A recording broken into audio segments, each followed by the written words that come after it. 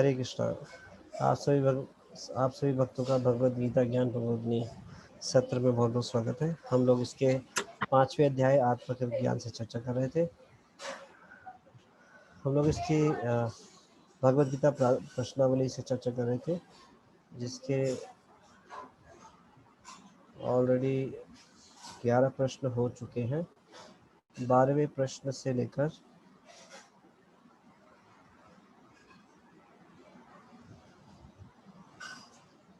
19 प्रश्न तक आज सोल्व करने का प्रयास करेंगे। तो चर्चा शुरू करने से पहले आप सभी भक्तों से रिक्वेस्ट है कि प्लीज़ आप सभी मंगलाचरण प्रार्थनाएं पढ़ लीजिएगा। ओम अज्ञानतिमिरान्धस्य ज्ञानाञ्जनशलाकया चक्षुर्मिलितं येन तस्मै श्रीगुरवे नमः। श्रीचैतन्यमनोभीष्टं स्थापितं येन भूतले स्वयं रूपः कदा मह्यं ददाति स्वपदान्तिकम्। वन्देऽहं श्रीगुरु शिवदापदकमलं श्रीगुरून् वैष्णवांश्च श्रीरूपं साग्रजातं सहगण रघुनाथान्वितं तं सजीवं सावधूतं सावधूतं परिजनसहितं कृष्णचैतन्यदेवं श्रीराधाकृष्णपादान् सहगण ललिता श्रीविशाखान्वितांश्च। हे कृष्ण करुणा सिंधो दीनबंधो जगतपते गोपेश गोपिका कांत राधा कांत नमोस्तुते। तप्त कांचन गौरांगी राधे वृंदावनेश्वरी विश्वानुसुते देवी प्रणमामि हरिप्रिये। वाञ्छाकल्पतरुभयश्च कृपा सिन्धुभ्यैव च पतितानां पावनेभ्यो वैष्णवेभ्यो नमो नमः। जय श्री कृष्ण चैतन्य प्रभु नित्यानंद श्री अद्वैत राधा श्रीवासादि गौर भक्तवृंद।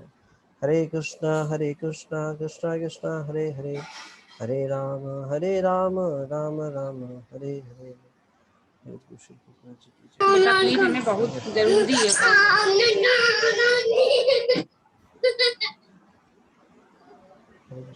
प्लीज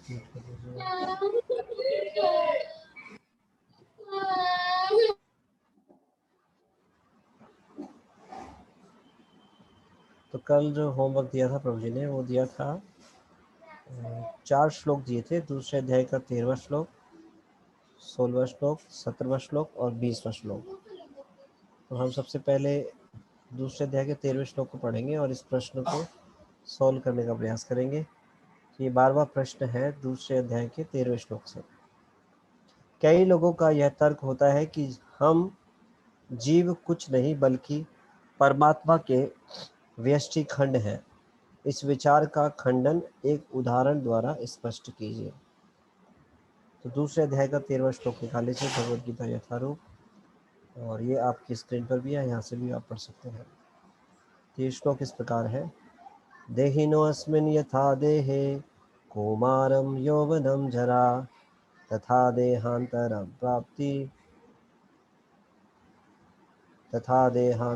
प्राप्ति धीरस्तत्र मुह्यते। अनुवाद तात्पर्य श्रील प्रभुपाद जी द्वारा। श्रील प्रभुपाद जी की जय। जिस प्रकार शरीरधारी आत्मा इस वर्तमान शरीर में बाल्य अवस्था से तरुण अवस्था में और फिर वृद्ध अवस्था में निरंतर अग्रसर होता रहता है, उसी प्रकार मृत्यु होने पर आत्मा दूसरे शरीर में चला जाता है। धीर व्यक्ति ऐसे परिवर्तन से मोह को प्राप्त नहीं होता। तात्पर्य: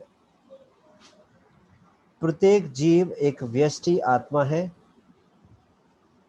वह प्रति क्षण अपना शरीर बदलता रहता है। तो हर एक आत्मा जो है वो इंडिविजुअल जीवात्मा है। सभी जीवात्माएं कैसी जीवात्मा है? व्यष्टि आत्मा। व्यष्टि आत्मा मतलब इंडिविजुअल जीवात्मा। हाँ, जैसे मैं एक जीवात्मा हूँ और यहाँ जितने भी उपस्थित भक्तजन हैं वो भी सब जो है एक आत्मा है, व्यष्टि आत्मा, इंडिविजुअल जीवात्मा। वह प्रति क्षण अपना शरीर बदलता रहता है, कभी बालक के रूप में, कभी युवा तथा कभी वृद्ध पुरुष के रूप में, तो भी आत्मा वही रहता है, उसमें कोई परिवर्तन नहीं होता। इस बात को कैसे प्रूव कर सकते हैं? आप में से कोई इसको एक्सप्लेन कर सकते हैं? यहाँ पर ये बताया जा रहा है कि प्रत्येक जीव एक व्यष्टि आत्मा है, वह प्रति क्षण अपना शरीर बदलता रहता है, कभी बालक के रूप में, कभी युवा तथा कभी वृद्ध पुरुष के रूप में, तो भी आत्मा वही रहता है, उसमें कोई परिवर्तन नहीं होता। तो इसको कोई एक्सप्लेन कर सकते हैं? आप में से कोई एक्सप्लेन करना चाहेंगे? कैसे इसको समझ सकते हैं?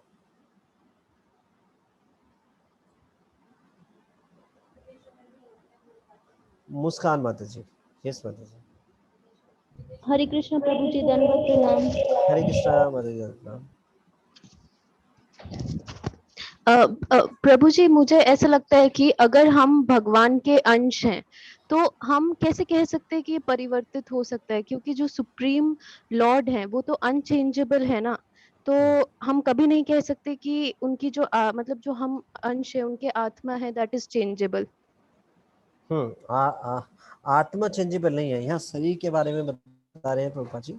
जो आत्मा है वो तो वही रहेगा वैसे ही, क्योंकि आत्मा तो इटर्नल ही जो है, आत्मा इटर्नल है, लेकिन उसने शरीर को बदला हुआ। तो यहाँ बोला प्रति क्षण अपना शरीर बदलता रहता है। आत्मा के बारे में बात नहीं हो रही। अच्छा, आत्मा शरीर को बदल रहा है। कैसे? कभी वो बालक के रूप में होता है, कभी युवा में, और फिर कभी वृद्धावस्था में। तो क्या हो रहा है? इस प्रकार से शरीर बदल रहे हैं। एक शरीर में रहते हुए भी अनेक शरीरों को बदल लिया है। जब बच्चे थे, फिर उससे युवावस्था में आए, फिर वृद्धावस्था में आए। तो इसको कैसे समझ सकते हैं, ये मेरा प्रश्न है।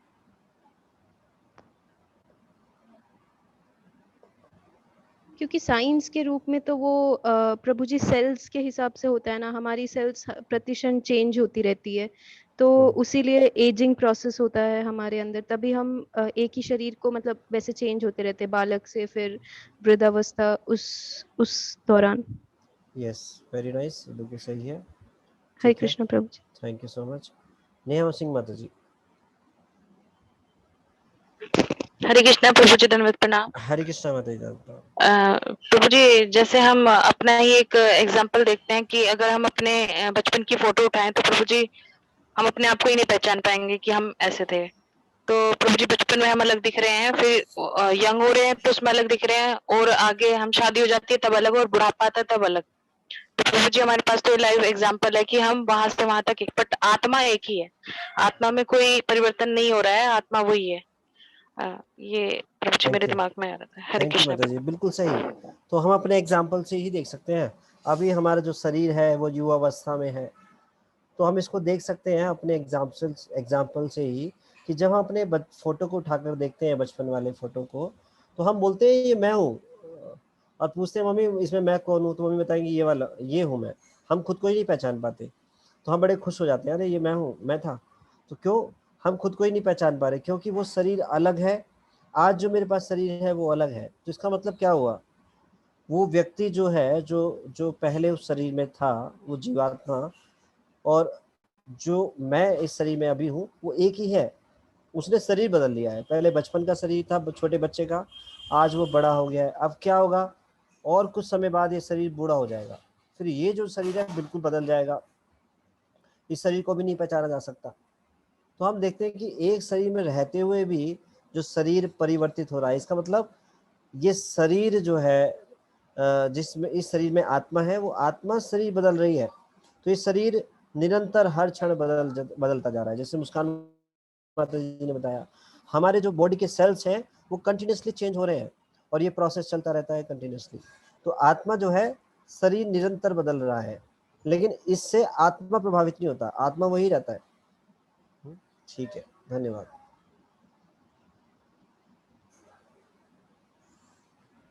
यह विष्टि आत्मा मृत्यु होने पर अंततोगत्वा एक शरीर बदलकर दूसरे शरीर में देहांतरण कर जाता है, और चूंकि अगले जन्म में इसको शरीर मिलना अवश्य भावी है, चाहे वह शरीर आध्यात्मिक हो या भौतिक।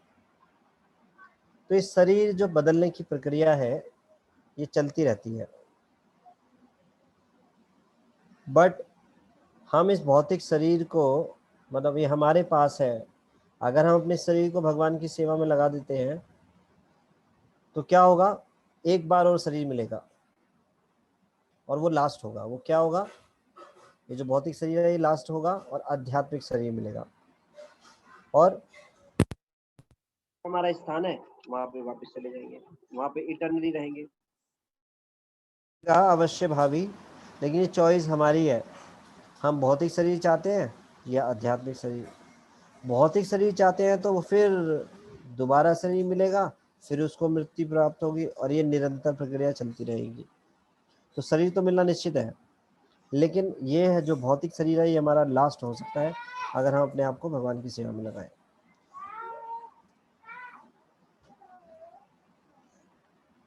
तो चाहे वह शरीर आध्यात्मिक हो या भौतिक।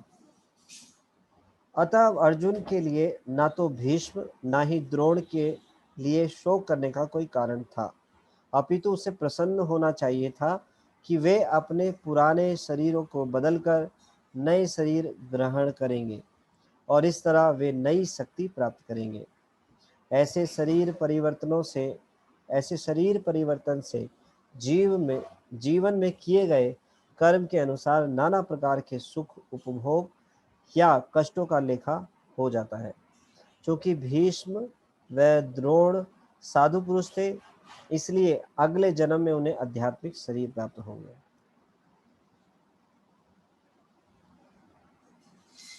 देखिए यहाँ पे एक प्रश्न है कि जो द्रोण है और जो भीष्म है वो तो ऑपोजिशन से लड़ रहे हैं, मतलब जिस पक्ष में भगवान है उसके दूसरे पक्ष में वो है, फिर भी यहाँ बताया जा रहा है कि उन्हें आध्यात्मिक शरीर प्राप्त होंगे। मतलब देखा जाए तो भगवान के अगेंस्ट लड़ रहे हैं, फिर भी उनको आध्यात्मिक शरीर प्राप्त होंगे, ऐसा निश्चित है।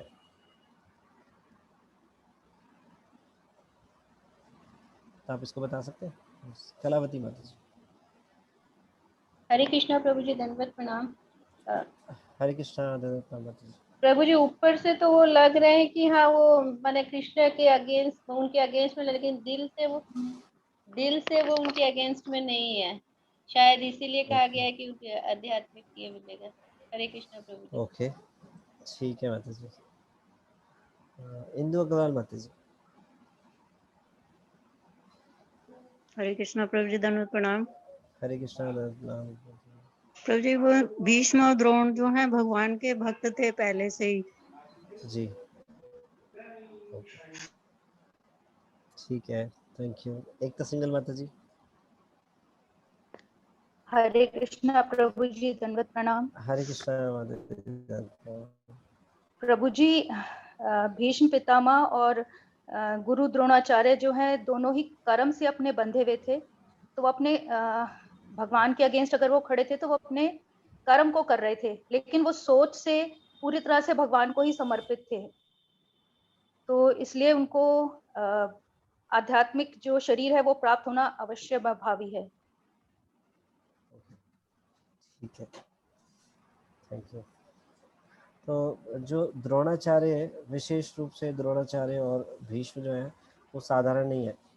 भीष्म तो 12 महाजन, भीष्म देव तो जो है 12 महाजनों में से एक है, भगवान के शुद्ध भक्त। तो भगवान की इच्छा अनुसार ही दोनों उधर से लड़ रहे हैं, इसलिए भगवान की जैसा इच्छा होती है भक्त लोग वैसे ही करते हैं, तो भगवान की इच्छा अनुसार ही वो उधर से है, तो इनको तो शरीर निश्चित आध्यात्मिक मिलना ही मिलना था। और ऐसा बताते हैं कि जो भी वहाँ उपस्थित थे, जितने भी कुरुक्षेत्र के युद्ध में हुए, उन सबको जो है धाम प्राप्त हुआ, क्योंकि भगवान की उपस्थिति में उन्होंने शरीर छोड़ा था। ठीक है, धन्यवाद। नहीं तो कम से कम उन्हें स्वर्ग में भोग करने के अनुरूप शरीर तो प्राप्त होंगे ही, अतः दोनों ही दशाओं में शोक का कोई कारण नहीं था। जिस मनुष्य को व्यष्टि आत्मा, परमात्मा तथा भौतिक और आध्यात्मिक प्रकृति का पूर्ण ज्ञान होता है वह धीर कहलाता है। तो धीर व्यक्ति की डेफिनेशन क्या है? जिस मनुष्य को व्यष्टि आत्मा, परमात्मा, तथा भौतिक और आध्यात्मिक प्रकृति का पूर्ण ज्ञान होता है, वह धीर कहलाता है। ऐसा मनुष्य कभी भी शरीर परिवर्तन द्वारा ठगा नहीं जाता। आत्मा के एकात्मवाद का मायावादी सिद्धांत मान्य नहीं हो सकता, क्योंकि आत्मा के प्रकार विखंडन से परमेश्वर विखंडनीय या अपरिवर्तनीय होने के सिद्धांत के विरुद्ध होगा। तो मायावाद जो है खंडित हो जाता है। क्यों? क्योंकि जो जिस प्रकार से मायावादी ये बोलते हैं कि जो इंडिविजुअल जो जीवात्मा है, जो आत्मा है, वो भी परमात्मा ही है। क्यों? क्योंकि अगर जो परमात्मा है वो विखंडित हो जाएंगे तो ये सिद्धांत टूट जाएगा, क्योंकि परमात्मा तो अपरिवर्तनशील है, अनचेंजेबल, वो कभी चेंज नहीं होते किसी भी स्थिति में। तो इस प्रकार से मायावाद ये खंडन हो जाता है। मायावाद सिद्धांत के अनुसार वो सोचते हैं कि हाँ, जो जीवात्मा है वो ही परम ब्रह्म है, वही परमात्मा है। माया के भ्रम के कारण, हम अज्ञानता के कारण जो है अभी संसार में है, इस शरीर धारण करे हुआ है, जब इससे मुक्त हो जाएंगे तो हम ही परम ब्रह्म बन जाएंगे। इस प्रकार से ये गलत सिद्धांत है।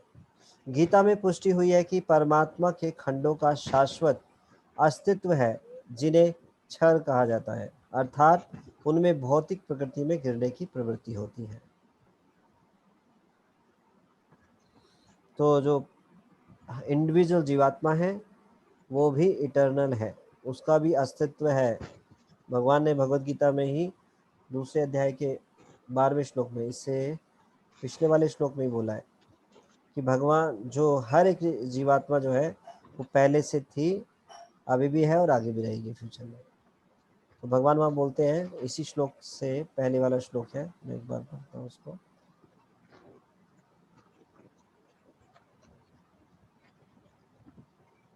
इसमें बोलते हैं भगवान, ऐसा कभी नहीं हुआ कि मैं ना रहा हूँ या तुम ना रहे हो, अथवा ये समस्त राजा ना रहे हो, और ऐसा है कि भविष्य में हम लोग नहीं रहेंगे। तो इंडिविजुअल जीवात्मा का अस्तित्व हमेशा रहता है। तो अगर मायावाद सिद्धांत की बात स्वीकार करें तो ये खंडित हो जाता है। तो ये गलत धारणा है, कभी भी जीव जो है वो परम ब्रह्म नहीं हो सकता।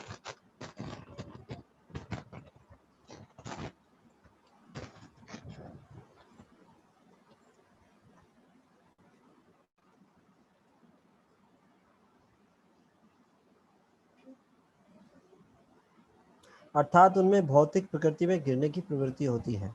ये भिन्न अंश खंड नित्य भिन्न रहते हैं, यहाँ तक कि मुक्ति के बाद भी व्यष्टि आत्मा जैसे का तैसा भिन्न अंश बना रहता है, किंतु एक बार मुक्त होने पर वह श्री भगवान के साथ सच्चिदानंद रूप में रहता है। परमात्मा पर प्रतिबिंबवाद का सिद्धांत व्यवहत किया जा सकता है, जो प्रत्येक शरीर में विद्यमान रहता है, वह व्यष्टि जीव से भिन्न होता है। जब आकाश का प्रतिबिंब जल में पड़ता है तो प्रतिबिंब में सूर्य, चंद्र तथा सभी कुछ रहते हैं। तारों की तुलना जीवों से तथा सूर्य या चंद्र की परमेश्वर से की जा सकती है। व्यष्टि अंश आत्मा को अर्जुन के रूप में और परमात्मा को श्री भगवान के रूप में प्रदर्शित किया जाता है।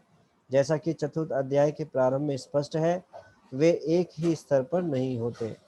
यदि अर्जुन कृष्ण के समान स्तर पर हो और कृष्ण अर्जुन से श्रेष्ठ ना हो तो उनमें उपदेशक या उपदिष्ट का संबंध अर्थहीन होगा। यदि ये दोनों माया द्वारा मोहित होते हैं तो एक को उपदेशक या दूसरे को उपदिष्ट होने की कोई आवश्यकता नहीं है। ऐसा उपदेश व्यर्थ होगा, क्योंकि माया के चंगुल में रहकर कोई भी प्रमाणिक उपदेशक नहीं बन सकता। ऐसी परिस्थितियों में यह मान लिया जाता है कि भगवान कृष्ण परमेश्वर है, जो पद में माया द्वारा विस्मृत अर्जुन रूपी जीव से श्रेष्ठ है। तो इस श्लोक में बताया गया है कि जीवात्मा शाश्वत है और शरीर में परिवर्तन होने के बाद भी वो अपरिवर्तनशील रहता है, नित्य शाश्वत। तो ये धारणा भी प्रभुपाद जी यहाँ पे खंडन करते हैं माया सिद्धांत का, कि जो जीव है वो ही परम ब्रह्म है, ब्रह्म में विलीन होने जाते हैं। इस सिद्धांत को खंडित कर रहे हैं प्रभुपाद, इसको काट रहे हैं और उदाहरण देके समझा रहे हैं। मान लो अगर दोनों ही इंडिविजुअल जीवात्मा एक समान स्तर पे होते हैं, भगवान कृष्ण और अर्जुन, तो फिर उपदेशक और जो जो उपदेष्टा है उनकी जो भूमिका है वो व्यर्थ है, कोई फायदा नहीं है। तो अर्जुन अज्ञान में है, भगवान उसको ज्ञान प्रदान कर रहे हैं। क्यों? क्योंकि भगवान उनसे श्रेष्ठ है। तो यहाँ पे एग्जाम्पल देके बता रहे हैं कभी भी समान स्तर पे नहीं हो सकते। ठीक है, तो इस श्लोक से संबंधित प्रश्न था।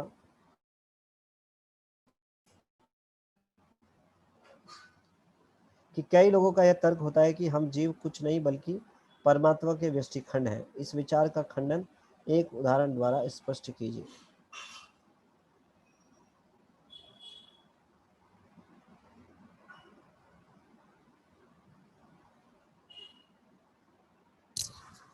एकता सिंह मत। हरे कृष्णा प्रभु जी, दंडवत प्रणाम। हरे कृष्णा। कई लोगों का यह तर्क होता है कि हम जीव कुछ नहीं बल्कि परमात्मा के व्यष्टि खंड हैं। ये पूरा जो सिद्धांत है निरर्थक है, क्योंकि इस प्रकार विखंडन से परमेश्वर विखंडनीय या परिवर्तनशील हो जाएंगे, जो परमात्मा के अपरिवर्तनीय होने के सिद्धांत के विरुद्ध होगा। गीता में इसकी पुष्टि भी हुई है कि परमात्मा के खंडों का शाश्वत अस्तित्व है, जिन्हें शर कहा जाता है। भौतिक प्रकृति में गिरने की अर्थात उनमें भौतिक प्रकृति में गिरने की प्रवृत्ति होती है।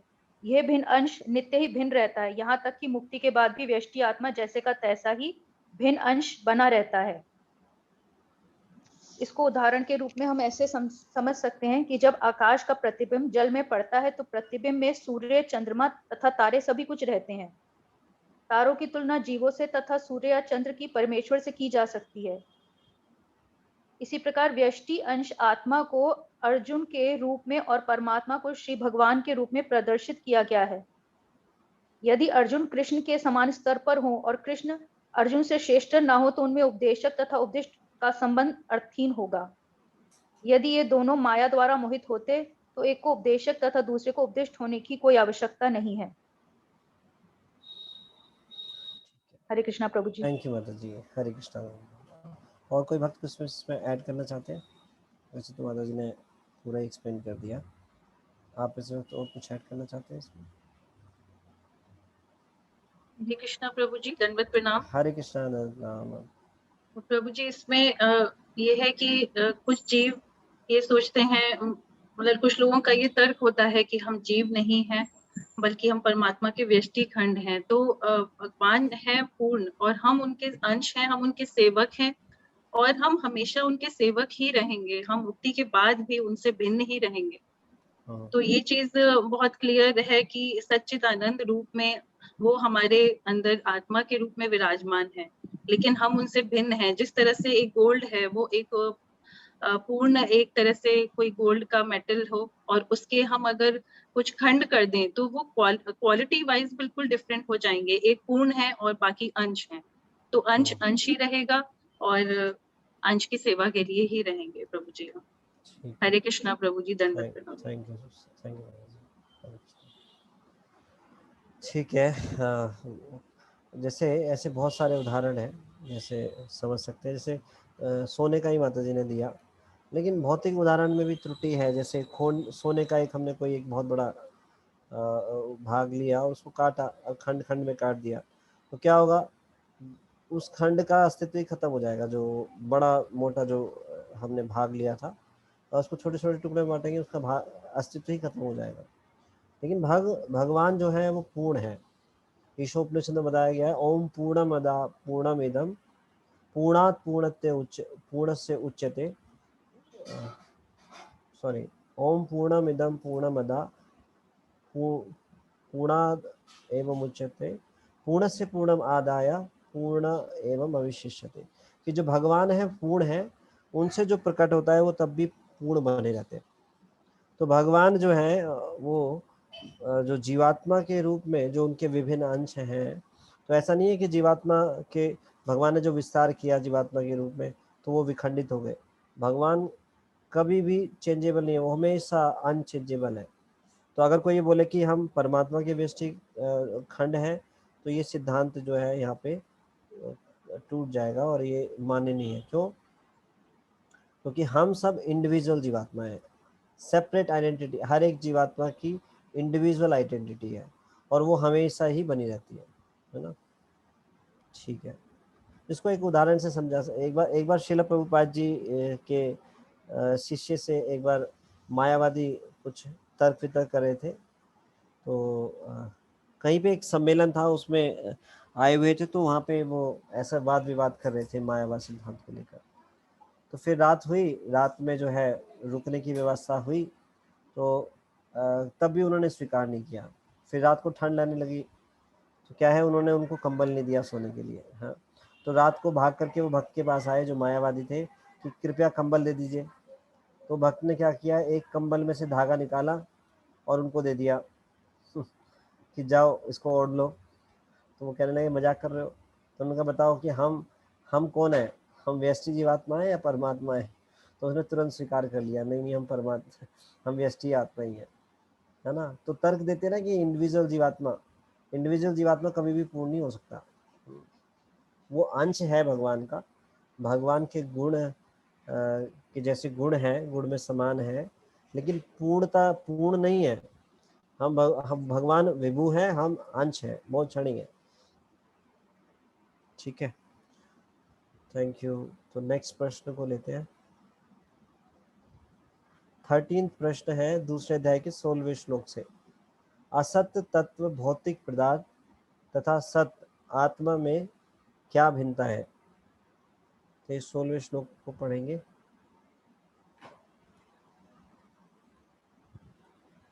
सोलहवां श्लोक इस प्रकार है, न सतो विद्यते भावो न भावो विद्यते सतः उभयोरपि दृष्टो अंतत्वयो तत्वदर्शिभिः। अनुवाद तात्पर्य।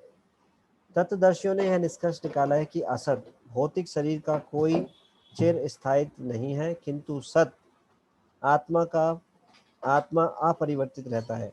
उन्होंने इन दोनों की प्रकृति के अध्ययन द्वारा यह निष्कर्ष निकाला है। तात्पर्य, परिवर्तनशील शरीर का कोई स्थायित्व नहीं है, तो ये शरीर स्थायी नहीं है।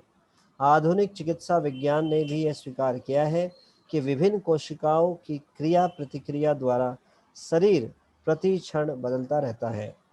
इस तरह शरीर में वृद्धि तथा वृद्ध अवस्था आती रहती है, किंतु शरीर तथा मन में निरंतर परिवर्तन होने पर भी आत्मा स्थायी रहता है। यही पदार्थ तथा आत्मा का अंतर है। स्वभावतः शरीर नित्य परिवर्तनशील है और आत्मा शाश्वत है। तत्वदर्शियों ने, चाहे वे निर्विशेषवादी हो या सगुणवादी, इस निष्कर्ष की स्थापना की है। विष्णु पुराण में 2.12.38 में कहा गया है कि विष्णु तथा उनके धाम स्वयं प्रकाश से प्रकाशित है। ज्योतिनीश विष्णु भुवनानि विष्णु। सत्य तथा असत्य शब्द आत्मा तथा भौतिक पदार्थ के ही द्योतक है। सभी तत्वदर्शियों की यह स्थापना है। यहीं से भगवान द्वारा अज्ञान से मोहग्रस्त जीवों को उपदेश देने का शुभारंभ होता है। अज्ञान को हटाने के लिए आराधक और आराध्य के बीच पुनः शाश्वत संबंध स्थापित करना होता है और फिर अंश रूप जीवों तथा श्री भगवान के अंतर को समझना होता है। कोई भी व्यक्ति आत्मा के अध्ययन द्वारा परमेश्वर के स्वभाव को समझ सकता है। आत्मा तथा परमात्मा का अंतर अंश तथा पूर्ण के अंतर के रूप में है। वेदांत सूत्र तथा श्रीमद् भागवत में परमेश्वर को समस्त उद्भवों प्रकाश का मूल माना गया है। ऐसे उद्भवों का अनुभव परा तथा अपरा प्रकृति कर्मों द्वारा किया जाता है। जीव का संबंध परा प्रकृति से है, जैसा कि 7वें अध्याय में स्पष्ट होगा। यद्यपि शक्ति तथा शक्तिमान में कोई अंतर नहीं है, किंतु शक्तिमान को परम माना जाता है और शक्ति या प्रकृति को गौण। अतः सारे जीव उसी तरह परमेश्वर के सदैव अधीन रहते हैं जिस तरह सेवक स्वामी के या शिष्य गुरु के अधीन रहता है। अज्ञान अवस्था में ऐसे स्पष्ट ज्ञान को समझ पाना असंभव है। अतः ऐसे अज्ञान को दूर करने के लिए सदा सर्वदा के लिए जीवों को प्रबुद्ध करने हेतु भगवान भगवत गीता का उपदेश देते हैं। तो भगवत गीता का उपदेश भगवान किस लिए देते हैं? इस अज्ञानता को दूर करने के लिए। अज्ञानता क्या है? हम अपने आप को स्वामी मानते हैं, भोक्ता मानते हैं और खुद ही को भगवान मानने लगते हैं, जो कि बहुत ही मोस्ट डिग्रेडेड अवस्था है। तो भगवत गीता के ज्ञान से समझ में आता है कि हम भगवान के नित्य अंश हैं, भगवान के दास हैं। और जब ये पता चल जाता है तो उसमें उसको जोड़ने वाला क्या है? बीच में भक्ति। भक्ति के द्वारा हम भगवान से जुड़ जाते हैं, भगवान की सेवा करने लगते हैं। तो ये प्रश्न का उत्तर आप दीजिएगा। 13वां प्रश्न है, असत तत्व भौतिक पदार्थ तथा सत आत्मा से आत्मा में क्या भिन्नता है?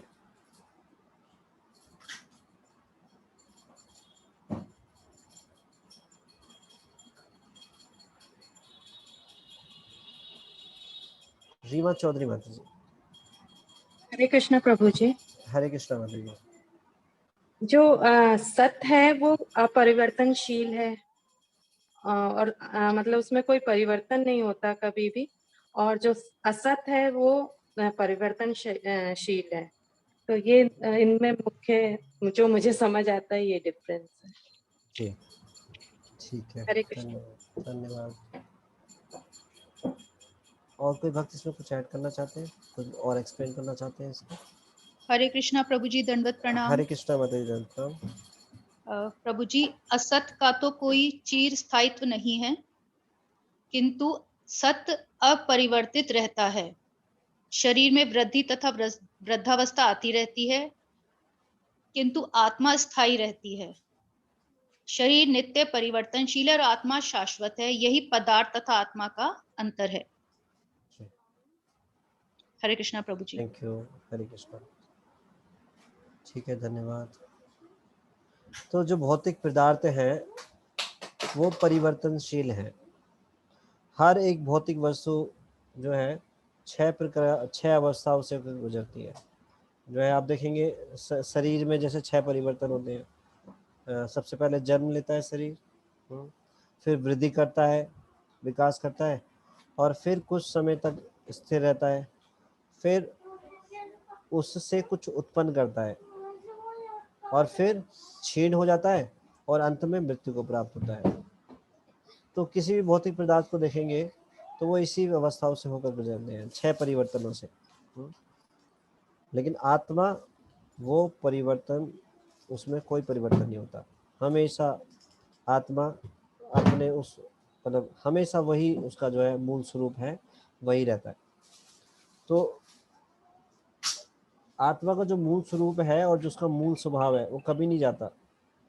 जैसे अगर किसी मनुष्य शरीर की जगह किसी पशु शरीर में भी चले जाए तो जो उसकी सेवा करने की प्रवृत्ति है वो जाती नहीं है। बोल दो है कि कृष्ण के लिए सेवा करने की वास्तविक प्रवृत्ति है, कृष्ण का नित्य दास है, लेकिन कृष्ण को भूलने के कारण वो मतलब भगवान की सेवा ना करके बाकी जो है संसार में सेवा करने लगा रहता है। तो जो मूल स्वरूप है उसका सेवा करने का वो जाता नहीं है, और आत्मा इटर्नल है। ये कि हमने इस अध्याय में पढ़ा। ठीक है, थैंक यू सो मच। तो नेक्स्ट प्रश्न है,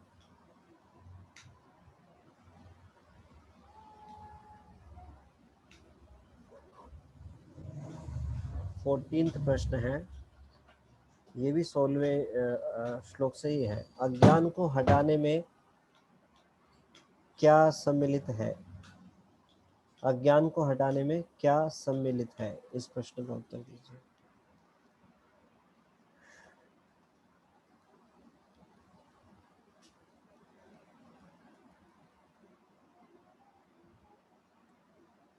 कीर्तिका माता जी। हरे कृष्णा प्रभु जी, धन्यवाद प्रणाम। हरे कृष्ण माता जी। तो जी अज्ञान को हटाने के लिए आराधक और आराध्य के बीच पुनः शाश्वत संबंध स्थापित करना होता है और फिर अंश रूप जीवों तथा शिव भगवान के अंतर को समझना होता है। ओके, हरे कृष्णा प्रभु जी, धन्यवाद प्रणाम। ठीक है माता जी, थैंक यू। तो जैसे इसको कैसे समझ सकते हैं, जैसे कोई भी अज्ञान है उसको ज्ञान द्वारा हटाया जा सकता है, लेकिन यहाँ पे बता रहे हैं कि उस संबंध को जानना आवश्यक है, उसके अनुसार कार्य करना। इसको कोई एक्सप्लेन कर सकते हैं आप किसी? हरे कृष्णा प्रभु जी, दंडवत हरे प्रणाम। कृष्णा माता जी, प्रणाम। यस। अज्ञानता से मोहग्रस्त जीवों को उपदेश देने के लिए भगवान श्री कृष्ण ने सर्वदा के लिए जीवों को प्रबुद्ध करने हेतु भगवान भगवत गीता का उपदेश देते हैं। इसके द्वारा उन्होंने ये बताया है कि आत्मा क्या है, परमात्मा क्या है। अंश हमेशा अंशी की सेवा के लिए होता है और यहीं से जो है हमें उसका अंतर पता चलता है कि आत्मा जो है वो सिर्फ अंश है और परमात्मा पूर्ण है, हम सिर्फ उनका एक अंश है। ठीक है, थैंक यू। हरे कृष्णा प्रभु जी। ठीक है, तो ये बहुत ही इम्पोर्टेंट बात है यहाँ पे लिखी हुई है। एक मिनट, उसको दोबारा रिपीट करूँगा। यहाँ पे अज्ञान को हटाने के लिए आराधक और आराध्य के बीच पुनः शाश्वत संबंध स्थापित करना होता है। तो ये तो नॉलेज है भगवत गीता की, जो भगवान ने उपदेश दिया है। जब तक हम इसको प्रैक्टिकली अप्लाई नहीं करेंगे तब तक ये अज्ञान नहीं जाएगा। मान लो किसी को ये पता चल गया कि हम ये शरीर नहीं आत्मा है और भगवान के नित्य अंश नित्य दास है और हमें भगवान की सेवा करनी चाहिए। अभी ज्ञान तो हो गया, लेकिन कैसे हमें सेवा करेंगे, क्या हमें करना चाहिए, उसकी जो प्रैक्टिकल एप्लीकेशन अगर अपने जीवन में नहीं लेके आता तो वो अज्ञान हटेगा नहीं। वास्तविक ज्ञान तभी हटता है जब वो प्रैक्टिकल अप्लाई करते हैं। जैसे भगवान के जो शुद्ध भक्त बताते हैं, प्रमाणित गुरु परंपरा में जो उपदेश देते हैं उसका जब पालन करते हैं तब वास्तव में अज्ञान हटता है। थ्योरेटिकल ऐसे बहुत सारे लोग मिल जाएंगे जो ये जानते हैं हाँ हम ये शरीर नहीं आत्मा है, लेकिन प्रैक्टिकली जब वो आत्मा के स्तर पे कार्य करते हैं, भगवान के नित्य दास के स्तर पे कार्य करते हैं, तभी वो अज्ञान दूर होता है, नहीं तो अज्ञानता ही है। ठीक है, ठीक है। हमारा जो भगवान के साथ संबंध है वो इटर्नल है, हम उस संबंध को भूल गए हैं, तो इस संबंध को पुनर्स्थापित करना होता है। इस शाश्वत संबंध को जब हम भक्ति के द्वारा इसको पुनः संबंध को स्थापित कर सकते हैं। ठीक है, थैंक यू। तो हम लोग भगवत गीता ज्ञान प्रबोधनी के इस चर्चा को यहीं पे समाप्त करते हैं। आगे की चर्चा फिर कल करेंगे। अभी 14 प्रश्नों तक हो गए, 12, 13 और 14, 15, 16, 17, 18 और 19 ये प्रश्न पे कल इनको सॉल्व करेंगे। तो आप सब भक्तों का बहुत बहुत धन्यवाद। तो यहीं पे इसको विराम देते हैं। आप ऐसे कोई इससे संबंधित कोई प्रश्न है तो पूछ सकते हैं।